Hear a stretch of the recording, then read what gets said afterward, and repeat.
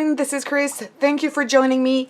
So in today's video, you can see we're going to use few things here. So what do I have and what is it made for? We're going to make some cards. So this is one of the effects that you're going to have, and we're going to be using some chalks. And it's very easy to do and very cheap as well. You probably already have this if you're a card maker or even a scrapbooker. So this is what it looks like. And it's just paper, and I've put some Versamark on it, which you have here, and I'm going to show you more in details, of course, later on. So I'm trying to put it on the right angle because otherwise it's too bright, and I really want you to see. It's quite subtle. You don't have much details into the scenery, and I've done a very dark background here. You can see it better if I put it this way, but it's not as nice. And I really like the look of it. There is a different, with the same scenery here, a really different look of it. So if you can see without the brightness, the colors are really nice. It's kind of shiny. You've got this red part here, a little bit of blue. I had to cut my paper down because it was too big. And it's the same scenery, but you have much more details. Let me bring it up to you. You've got more details here about the buildings, but I really like the effect. It's almost like watercolor, but you don't have to fussy with it. It's really very simple. And I've got another example using another stamp, and let me put it on the right angle. This is how it's supposed to be, but in fact the colors, I'm not sure the camera is going to be able to pick it up. But you don't have to have sharp lines like I did here. You can try to, you know, match and mingle your colors together if you don't like this kind of effect. But when you look it up close, you can see other details of the stamp. And this is something I really like. I need to bring it up close because otherwise, again, it's going to be too bright. I'm not really happy about this card because I think my tag is too small. So I'm going to try to do another one. But you see, the effect is really nice. I really hope the camera is going to be able to pick it up. Okay, so what you will need for this are, of course, some paper, and I would suggest using a paper where your ink doesn't sink too quickly into it because you will need some time to play around.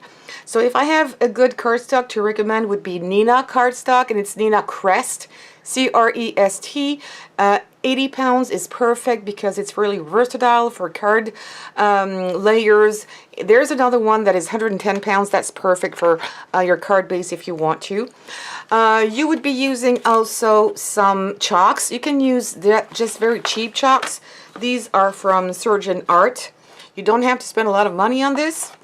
And what you can also use, if you have these, you can have pen pastels. I've got these chalks. They're called Pebbles.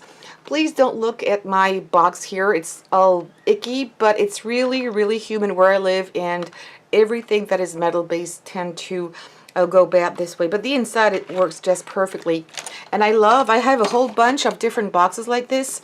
It comes with a very handy tool and little cotton balls. You can pick them up like this with this kind of alligator clip, and you don't have to use your fingers if you don't want to, so you're going to have your fingers clean this way. But you could also use your fingers, which I usually like to do, or also you can use a paintbrush. I would use a stiff paintbrush if you want to use this to be able to pick up your chalk. So different methods to go with this. And that's it, and you will need a card base. Because I don't have the Nina Crest, I'm using the back side of some photo paper here. Not the slicky, not the shiny part, just the back part, because I thought that it would work for me much better. So just use what works for you. So I'm going to use, I said, my stamp, and I'm going to ink it with the Versamark. So it needs to be quite juicy. So I'm putting Versamark everywhere. Make sure it's all going to be shiny. And when I stamp, I like to use this foam sheet just to make sure that I have a good print. Let me use this. And yes, my ink block is all icky, but the stains don't want to go off any longer. It's clean but dirty. Clean but dirty. Or let's say stained. That would be the proper word, I guess. So I'm making sure that I'm really pressing down, making sure I'm leaving some time for my Versamark to get into the paper. and I think it's good. Not sure you're going to see this. You can, yes, I think a little bit here. And now it's good to start. If you want to use, again, your fingers, just do it. But I think we have a little more control if we use this, these little cotton balls, and you can probably make them yourself, little pom-poms like this. And I'm going to start in the middle, and you can go with any color you want. And I think, no, I'm going to start, I have already this dark color, so I'm going to start here. And I think I'm going to zoom in a little bit because I want to make sure you're going to see everything. And when you do this, don't brush, don't rub, just stamp like this. Because otherwise, if you brush, you're going to take away and it's going to smear your Versamark and it's not going to look nice. So just pad, pad, pad like this. And you really need to have a juicy Versamark to make really a good impression. And depending on if it's hot around you, you might have a shorter time to play with this. So if you want to use your fingers, and I'm going to show you with my fingers, I'm going to take some orange color here. You have less control, but it still works really well. And I might go for a darker color. I'm not sure you're going to be able to see this very well. But again, it works with your fingers. Change fingers every time if you don't want to contaminate your other colors.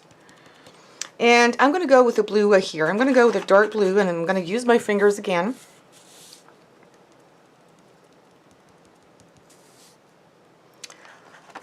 Let's do this. And I'm overlapping with my orange a little bit. It's going to make some kind of a greenish color. And I'm dabbing, dabbing, dabbing really well. Pushing into the paper to make sure I really have a nice print. And what else? I'm going to use this green here on the other side. That's a nice green. Oh yes, the impression is really good. Let me put it upside down for you. Right side up, I mean. And I have another finger left. Let me try this. It's kind of an orangey yellow. If I want to spice it up a little bit. Can you see that? So you can really overlap and mix the colors if you wish. And I'm going to put a little bit more green on top here. And where I live, it's quite hot. Even though I have my air conditioning on, it's still about 26. I don't like when it's too cold. But look at that. You've done something really nice. Okay, you've got harsh lines somewhere here, but you can always blend them together if you want to do something nicer. Let me overlap a little bit this yellow with the red.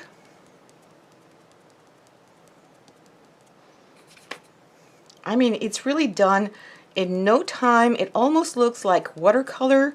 And I'm overlapping a little bit, overlapping here on the blue. And I'm trying to get my green into my blue here. And a bit more blue.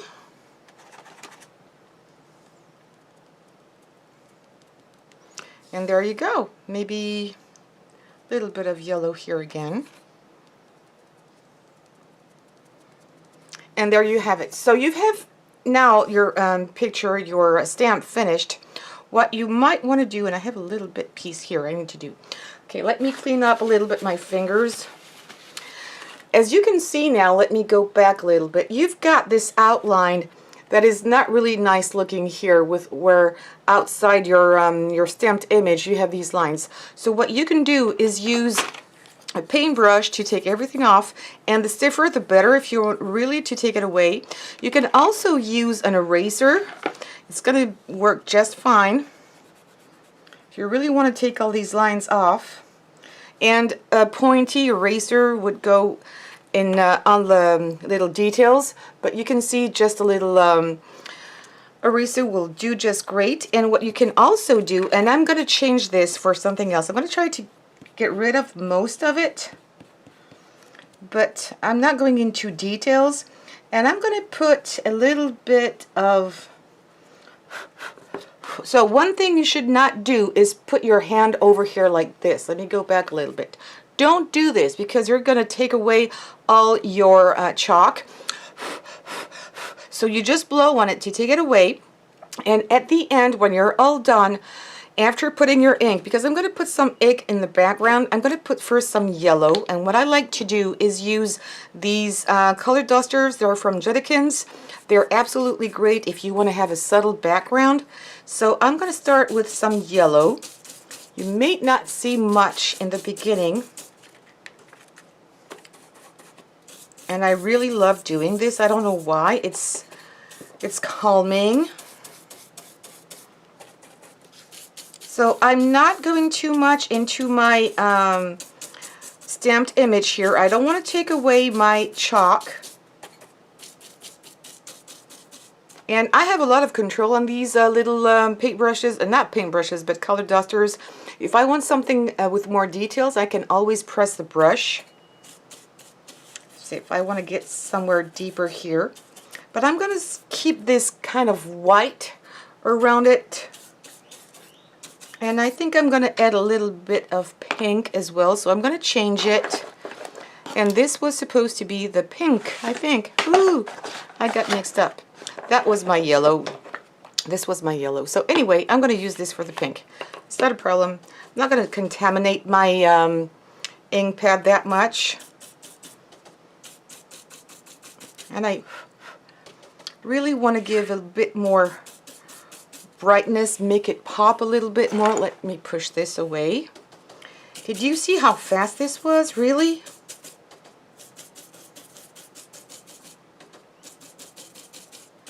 I love this. I absolutely love this.